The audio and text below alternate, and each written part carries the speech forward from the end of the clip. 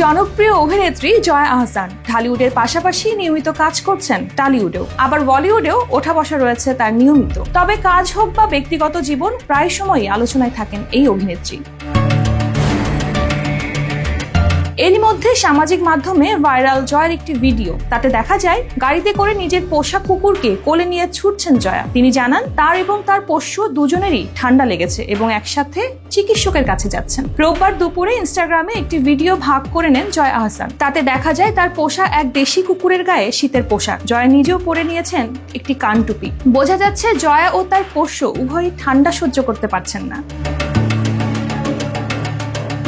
এই ভিডিও ক্যাপশনে জয়া লেখেন, আমাদের মাঝে সবচেয়ে ছোট সদস্য জিমি, আমাদের একসাথেই ঠান্ডা লেগেছে, তাই ডক্টরের কাছে যাচ্ছি।